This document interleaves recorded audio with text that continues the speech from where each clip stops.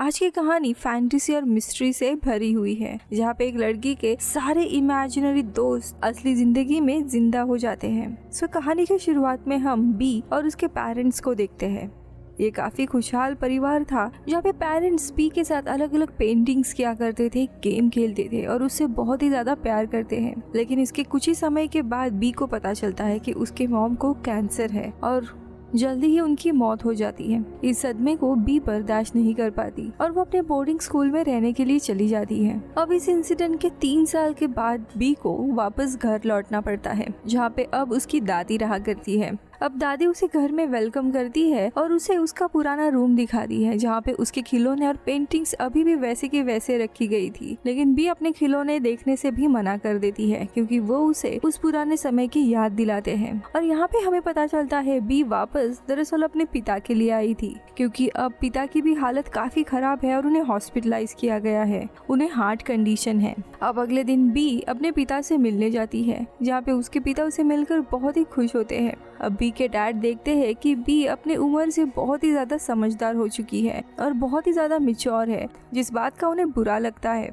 इसीलिए वो बी को समझाते हैं कि मॉम भले ही चली गई हो, लेकिन वो नहीं जाएंगे, उनकी बस छोटी सी ही सर्जरी है। जिसके बाद बी घर आती है। जब वो अपने रूम में होती है तब उसे कुछ आहट सुनाई देती है। अब रूम में जाकर वो अपनी वही अलमारी खोलती है जिसमें उसके बचपन का सामान रखा है। वहाँ उसे एक पुराना वीडियो कैमरा मिलता है, लेकिन वो बंद है। इसीलिए बी उसके लिए चार्जर लेने के लिए मार्केट जाती है। लेकिन तभी हम देखते हैं एक डॉल जैसा क्रीचर उसका पीछा कर रहा होता है। अब वो बैटरी लेकर जब वापस आती है तब वो क्रीचर उसके सामने ही आ जाता है और बी उसे हेलो कहती है। वो दरअसल डॉल जैसी कुछ होता है। अब वो डॉल हैरान होकर भागने लगती है कि बी ने उसे देख लिया है और बी के ही बिल्डिंग में आकर ऊपर के टॉप फ्लोर में एक रूम में चली जाती है।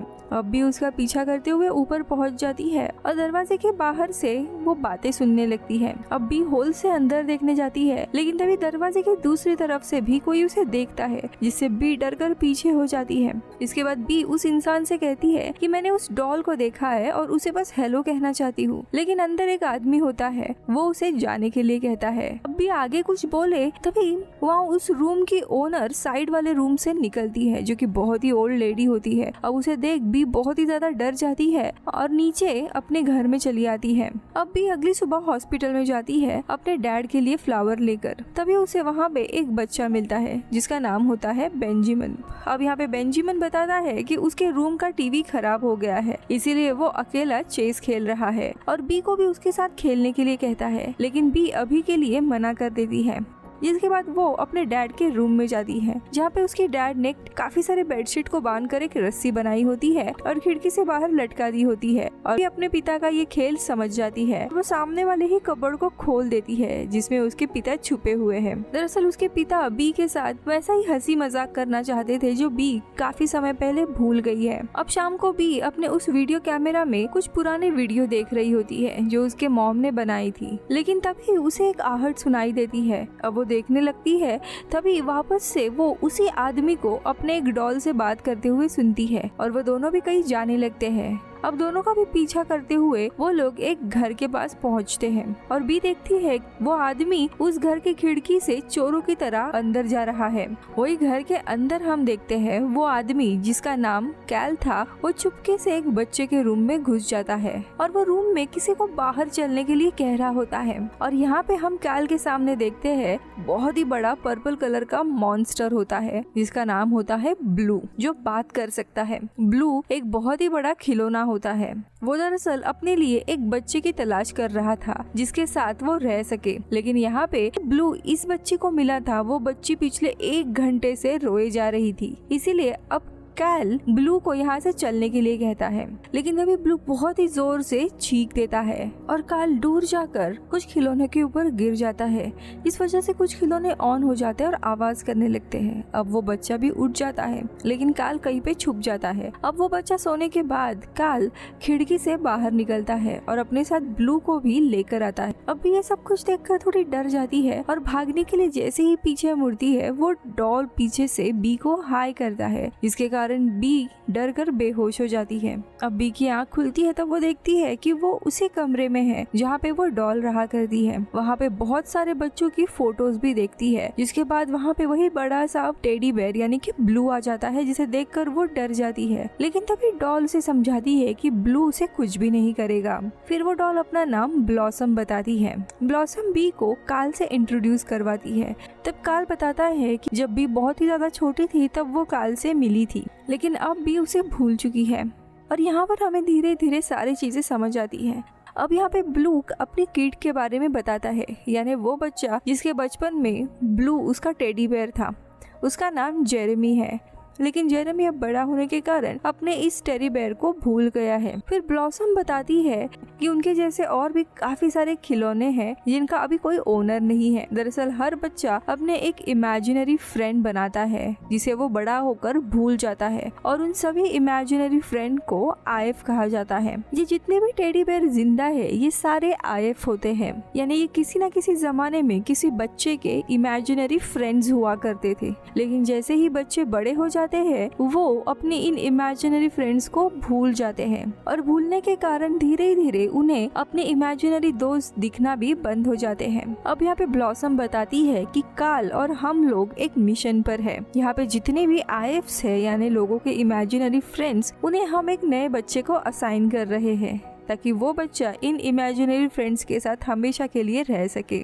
ब्लॉसम आगे बताती है कि हम आईएफ को उनके बच्चे तभी देख सकते हैं जब वो अपने इमेजिनरी फ्रेंड को याद करेंगे, और अगर इन आईएफ को कोई भी बच्चा नहीं मिला तो धीरे धीरे करके सारे आईएफ गायब हो जाएंगे। अब यहाँ पे 2 आईएफ रहते हैं, ब्लॉसम और ब्लू, और इन दोनों को सिर्फ बी ही देख पा रही थी। अब अगली सुबह बी वापस फ्लावर लेकर हॉस्पिटल जाती है पिता से मिलने। तभी वहाँ पे देखती है कि बेंजामिन अपने रूम में नहीं था, लेकिन बी उसके लिए एक फ्लावर वहाँ छोड़ देती है। जिसके बाद वो अपने पिता के कमरे में जा ही रही थी कि तभी वो नोटिस करती है कि कोई उसका पीछा कर रहा है। अब वो पीछे मुड़कर उस साए का पीछा करने लगती है और उसे पता चलता है कि ब्लू उसका पीछा कर रहा है। अब वो ब्लू से बात करने लगती है, लेकिन तभी पीछे से बेंजामिन उससे पूछता है कि तुम किससे बात कर रही हो।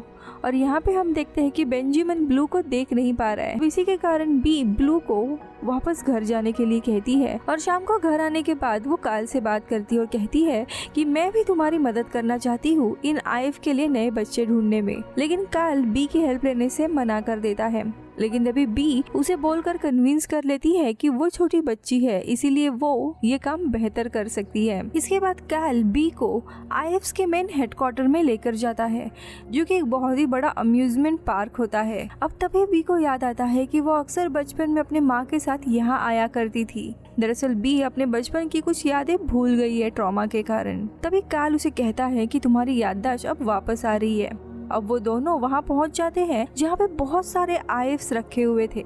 यहाँ पे हर तरह के आईएफ होते हैं, कोई बबल जैसा, कोई यूनिकॉर्न जैसा, कोई स्लाइम जैसा, तो कोई सनफ्लावर या तो सुपर हीरो जैसा। तो यहाँ पर एक मैजिशियन रैट और एक water glass with ice cube भी होता है। अब भी यहाँ पे लुइस से मिलती है, जो कि यहाँ का सबसे पुराना आईएफ है। वो 93 साल का था और इस पूरे फैसिलिटी का इंचार्ज है। लुइस आगे बताता है कि कैल यानी कि कैल्विन एक क्लाउन हुआ करता था, और उसका एक ही मोटिव हुआ करता था कि वो हमेशा बी को खुश रखे। लेकिन बी को ये कोई भी बात अभी याद नहीं थी। अब इसके बाद लुइस बी से कहता है कि वो अपने क्रिएटिव इमेजिनेशन से इस जगह को जैसा चाहे वैसे बना सकती है। अब बी यहाँ पे अपने इमेजिनेशन से सब कुछ चेंज करने लगती है, जैसे कि फ्लोर, रूम्स, डिजाइनिंग। इसी के साथ यहाँ पे एक पार्टी का माहौल शुरू हो जाता है, जिसमें अब सभी खुशी से डांस करने लगते हैं और बी भी बहुत ज्यादा एंजॉय करती है। अब अगले दिन बी फिर से अपने डैड से मिलने के लिए जाती है और डैड से कहती है कि उसे यहाँ पे एक जॉब मिली है, लेकिन वो अपने जॉब के बारे में कुछ नहीं बताती। जिसके बाद बी बेंजामिन के लिए एक छोटा सा ड्रैगन टॉय लेकर जाती है। उसे पूछती है कि क्या उसे कोई इमेजिनरी फ्रेंड चाहिए, जिस पर वो हाँ कह देता है। अब यहाँ पे बी, लुइस और काल जितने भी आईएफ होते हैं उनका इंटरव्यू लेते हैं ताकि वो बेंजामिन के लिए सही आईएफ ढूंढ सके। अब यहाँ पे बी कुछ सिलेक्टेड आईएफ्स को बेंजामिन के पास लेकर आती है और पूछती है कि अगर उसे कोई भी इमेजिनरी दोस्त दिखेगा तो वो बी को बताए। अब यहाँ पे सभी आईएफ एक एक करके बेंजामिन के सामने आते हैं, लेकिन बेंजामिन किसी को भी देख नहीं पाता। जिसके कारण बी थोड़ी निराश हो जाती है। फिर वो लुइस से इसके बारे में बात करती है तो वो बी से कहता है कि आईएफ्स की जरूरत सिर्फ बच्चों को ही नहीं बल्कि अडल्ट्स को भी होती है। इससे बी सोचती है कि क्यों ना आईएफ को उनके पुराने बच्चों के पास ही भेजा जाए, यानी कि जो अब बड़े हो गए होंगे। अब इसी दरम्यान बी के पिता की सर्जरी भी होती है। उसी शाम को बी अपने दादी से पूछती है कि वो जब जवान थी तब क्या बनना चाहती थी। तो दादी उसे बताती है कि वो एक डांसर बनना चाहती थी और अपने कुछ पुराने फोटोज वो बी को दिखाती है। अब उन्हीं में से एक फोटोग्राफ में बी ब्लॉसम को देखती है और उसे पता चलता है कि ब्लॉसम दरअसल उसी दादी की इमेजिनरी फ्रेंड हुआ करती थी और वो अब इन दोनों को भी मिलाने का प्लान करने लगती है। इसीलिए उसी दिन घर में एक सॉन्ग प्ले करती है और छुप जाती है। अब म्यूजिक को सुनकर दादी अकेले में ही डांस करने लगती है और ब्लॉसम को याद करने लगती है।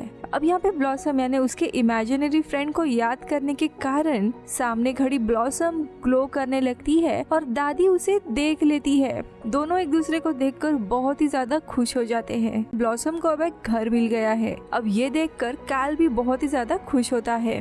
अब यहाँ पे एक दिन बी जो डिटेक्टिव आईएफ होता है उससे ब्लू के किड जेरेमी की डिटेल निकलवाती है जो कि इसी शहर में काम करता है। अब बी कैल और ब्लू को लेकर जेरेमी के पास जाती है। यहाँ पे ब्लू बहुत ही ज्यादा एक्साइटेड और नर्वस होता है वापस जेरेमी से मिलने के लिए, क्योंकि उसने लास्ट टाइम जेरेमी को बचपन में देखा था। अब यहाँ पे ब्लू जेरेमी को वॉशरूम में मिलने की कोशिश करता है लेकिन जेरेमी उसे वहाँ पे नहीं देख पाता, जिसके कारण ब्लू उदास हो जाता है। फिर बी को एक आइडिया आता है और वो एक बेकरी शॉप से जेरेमी का फेवरेट खाना मंगवाती है जो उसे बचपन में बहुत पसंद था।